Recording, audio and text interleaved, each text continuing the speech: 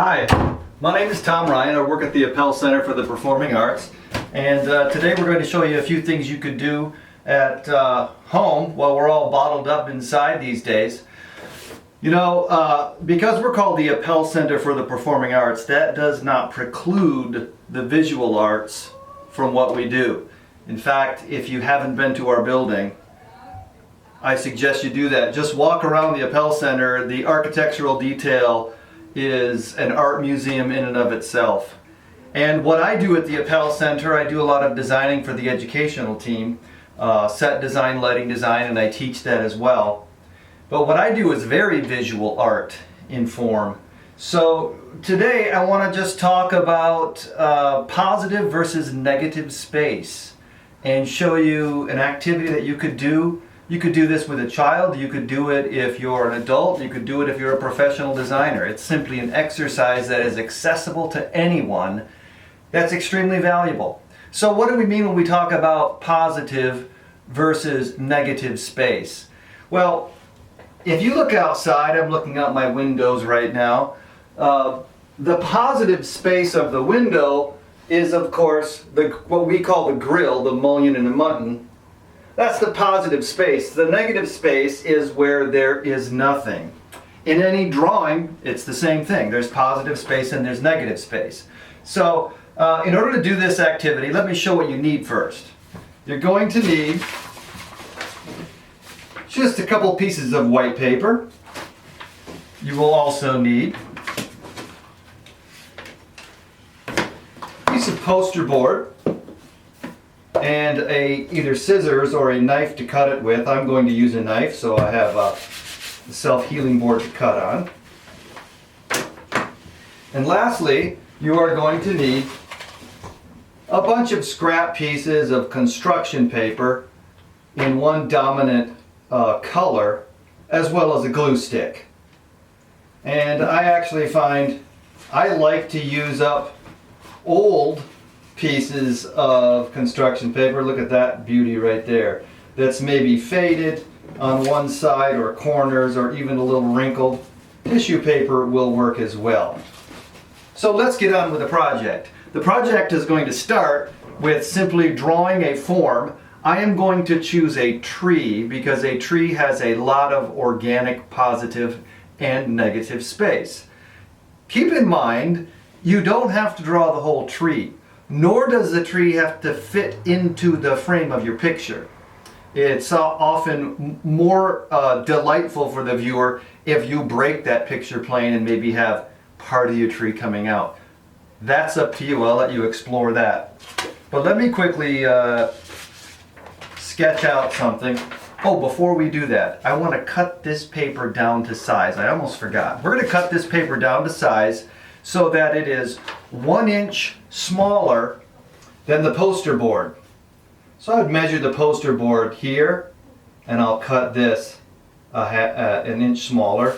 I'll measure the poster board here, and I'll measure my paper an inch shorter and cut it.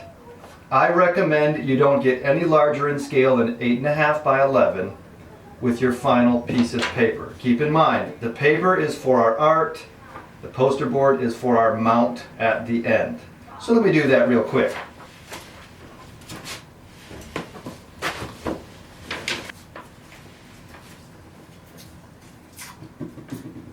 Now, I am not measuring, as you can see. I am just eyeing for sake of time and efficiency.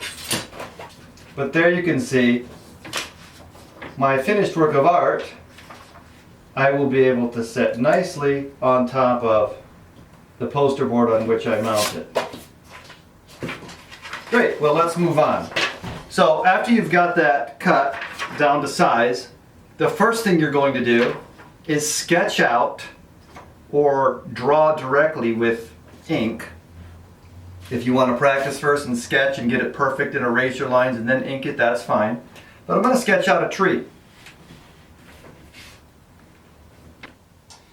You will find, if you're new as an artist or if you're trying to teach a child some art lessons, that art is really not so much learning to draw as it is learning to see, and that's why negative and positive space is so important. As an artist, you begin to look at things and see the negative space in them rather than the positive. I'm looking at a little fence out here, and I tend to see rectangles when I see that. The rectangle is the form between the fence rails. Looking that way, even power lines can become interesting. When I first moved into this house, I was disappointed with all the power lines. They're everywhere, all over my house. But I can look out there now and see they're like puzzle shapes, and they're quite beautiful in their own way. All right, so now I have a positive space and I have a negative space treatment of this tree. So now I've created the positive space. Now I'm going to set that to the side. See if I can get both of these in for you. I'm going to set that to the side. And now's the fun part. I'm going to take my paper. Here they are, side by side. I'm going to take my paper and I'm going to rip it up into a whole bunch of different pieces and throw it in a bowl.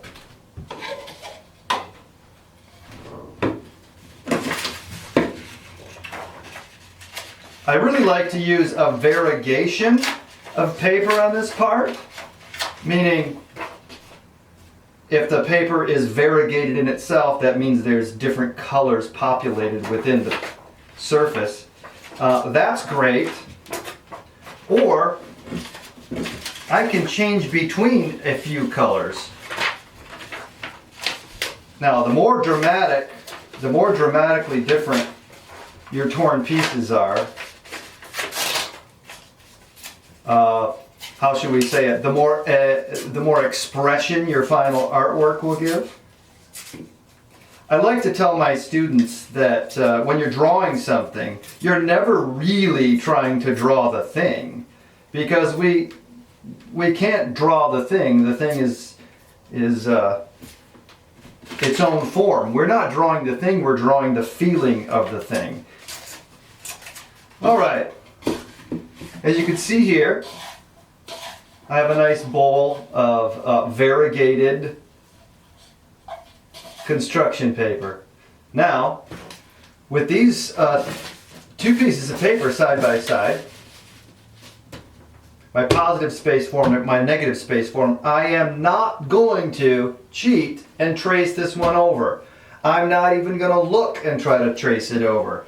I'm going to let my eye try to find this form by looking at the negative spaces and trying to imitate them with the paper. So here's how it works. I take my glue stick. So I'm going to try to define this line, this whole space, this negative space on my new piece of paper. So I can see it starts here and it kind of curls up and it heads over. Right about here it comes back down and off. Now, I'm going to fill that entire negative space, and I've put some craft paper down on my work surface, which I recommend you do, because the glue, you will need to go over the edge. Now, I'm going to take my pieces.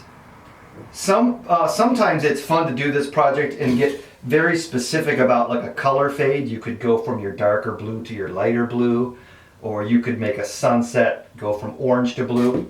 For the sake of time, I'm just going to throw these in willy-nilly.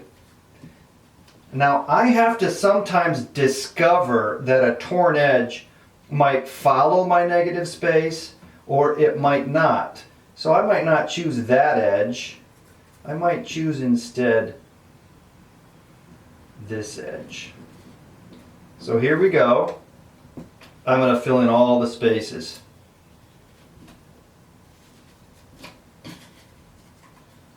And again, oh, I found that little nook right there. Fits my negative space perfectly. Again, you may choose to be a lot more detailed about this than I am. More power to you if you do. It's interesting, when I see a corner piece come in like that, I usually want to tear it and make it more organic. But I'm sure that some of you will find use for those pieces.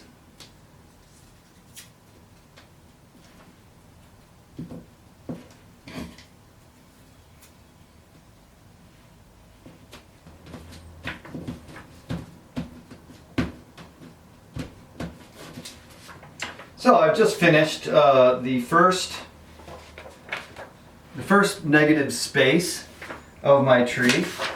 You can see I have a bit more to go. I got a negative space there, there, there, there, and there. So 1, 2, 3, 4, 5, plus the big hole in the tree. I have 6 little fields of negative space to finish. I'm going to finish that up and I'll be back.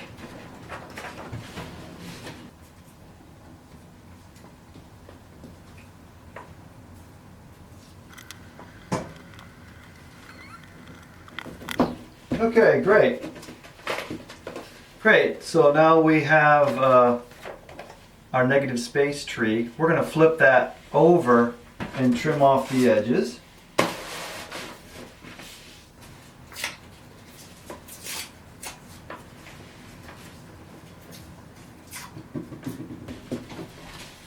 Now we've got it nicely trimmed, and we can mount it with the same glue we used earlier right onto our poster board.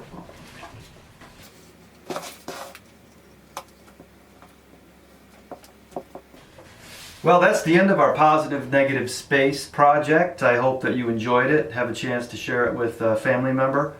During these crazy times, please keep good hygiene habits, please use social distancing, stay healthy, stay well, and use this time to enjoy doing some of those things that you could never get to before. I hope you have a great day. Until next time, goodbye.